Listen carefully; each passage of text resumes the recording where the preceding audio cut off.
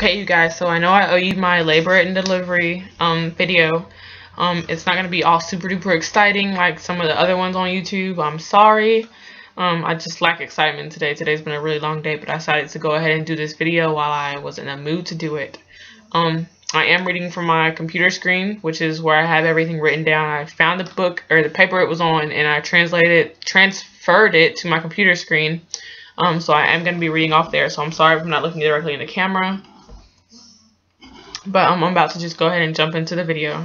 So Juliana was born on the 10th at 11:26 p.m. But all this starts on April 8th. So on April 8th at around 1:34 a.m. I had gotten up to use the restroom, which isn't unusual considering I went pee like a billion times a night when I was pregnant. What was unusual is that when I went to wipe, I noticed there was like pink on the tissue, which I already knew was blood. And I kind of dismissed it and didn't think anything of it because earlier that night I had used Monistat and I thought maybe I just irritated something. So I went ahead and went back to bed. Hold on, my computer's tripping. Okay, and then later on that night I got up to pee again. And I can't remember what time that was, but anyway, I went to pee. And this time there was pinkish reddish blood on the tissue when I wiped. And in my penny liner, there's fresh pink blood. So I started to get a little bit worried. And then I remembered that my midwife, Trisha, told me that bleeding is completely normal when your cervix begins to soften or something like that. So I just changed the liner and I went ahead and went back to sleep.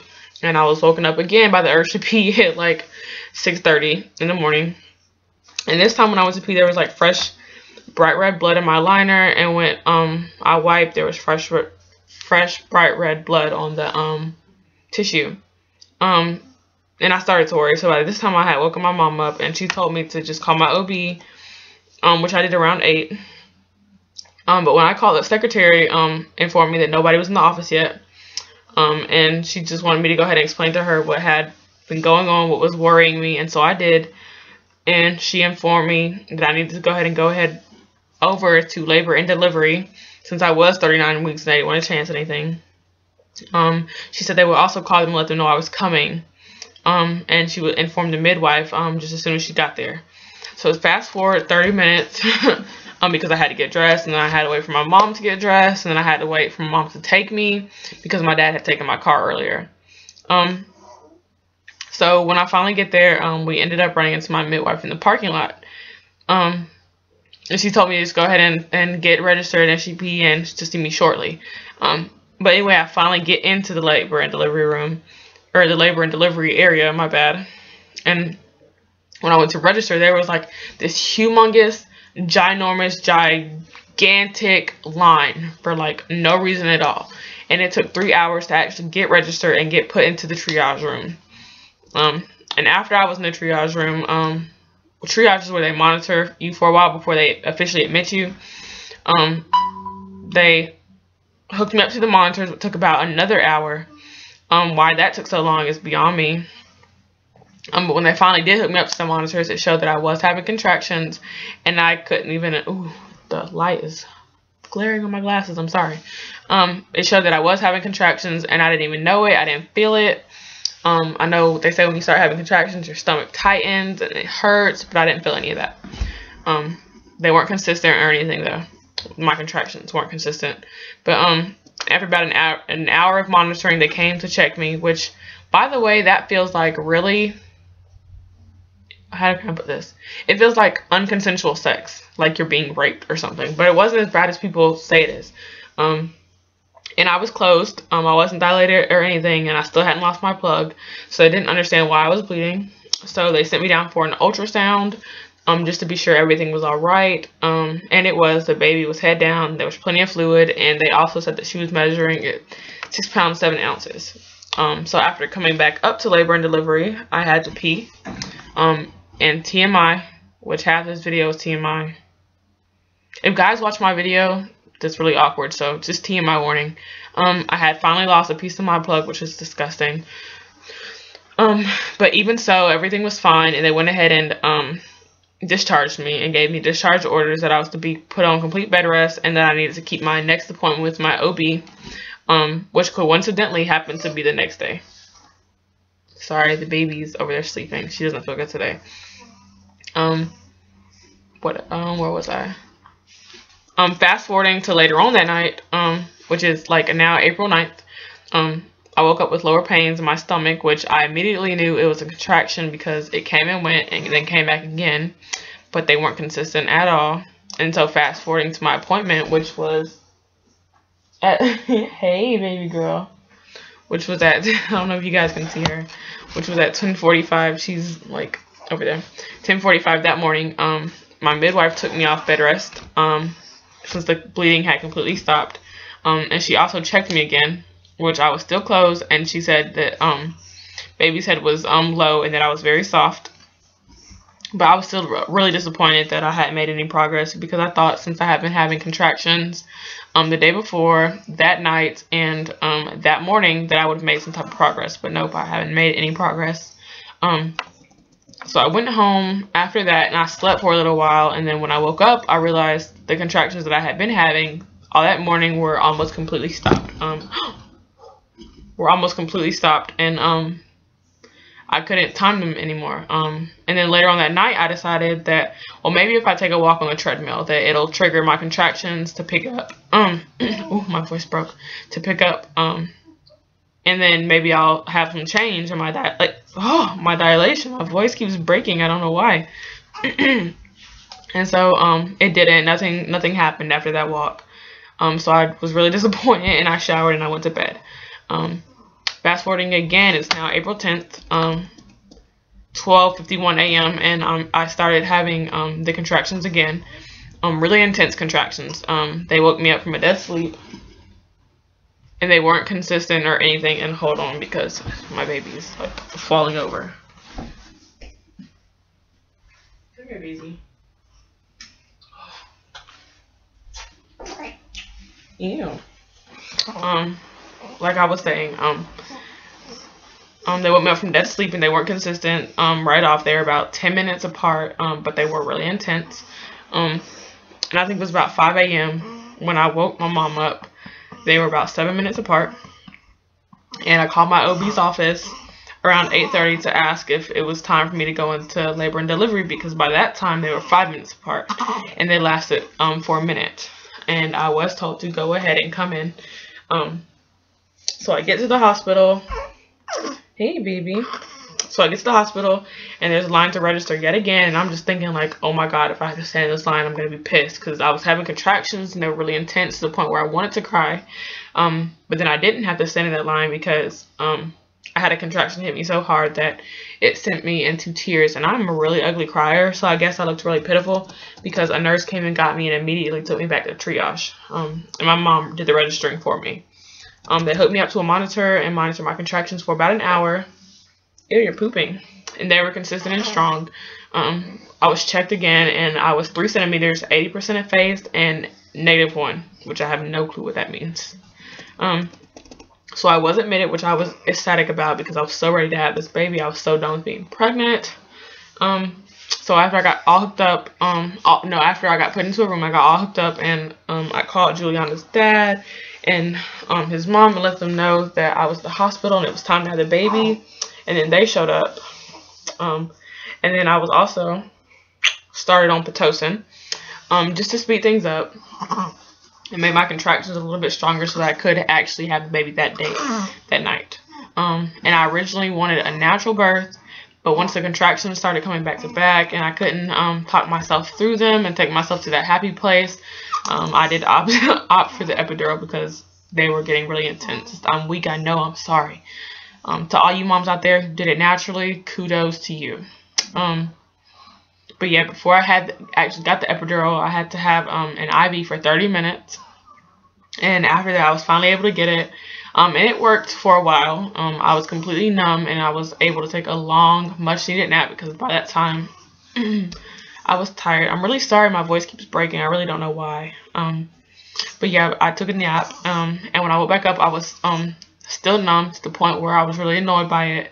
And it scared me a little bit. Don't ask why I thought this, but I thought I was going to be paralyzed for freaking life. Like, I had even told my mom, I was like, I think I'm going to be paralyzed.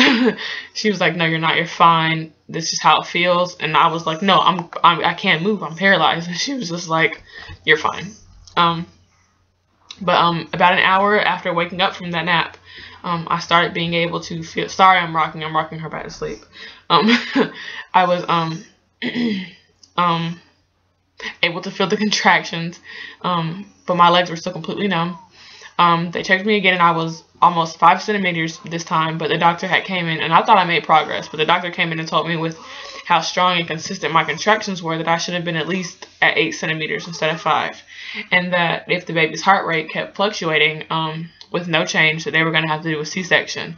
And I was just like, boy, stop, y'all aren't cutting me. That's not happening. So about 30 minutes after that conversation, my epidural started failing, and I could feel everything. All the feelings started coming back. It wasn't just pressure anymore, it was actual pain. I could move my right leg, but my left leg was still numb. But like I said, I could feel everything. And it felt like a lot of pressure and TMI, but it felt like I had to take the mother of all poops. Like, I was pushing. You stink. You stink. Ooh, you stink. Ooh, my baby. Ooh, you're really doing it, aren't you? Ooh, with a smile on your face. Ew. But yeah, like I said, I felt like I had to take the mother of all poos. And I was involuntarily pushing on my cervix, and it was starting, and it was starting to tear my cervix.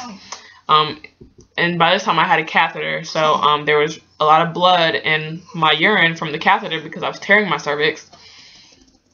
And the pain had gotten so intense, I was screaming through my contractions. Well, maybe not full-blown screaming, but like I was loud as all hell. And I always said that I wasn't going to be that woman that screamed through her contractions when she was in labor, because I always thought they were so dramatic, but I was that woman. So sorry. But yeah, I could not handle them. So a natural birth would have been out the question for me. But they came and checked me again, and I had still made no progress, and her head was still pushing down on my cervix, which apparently wasn't good. And I also told my nurse that my epidural was failing, like it was no longer working, and this woman had the audacity to tell me that it was working. Her exact words were, I have it written down, let me read it. It is working. It's working fine. You're fine, and you need to stop because you're stressing me out, and I cannot deal with your yelling. Time out for a second, pause. If you're in labor and delivery, you have to understand that women are going to yell. They are going to be a bit dramatic because they're going through the worst pain of their life. So if you can't handle that, then that should not be your job. That's just how I feel.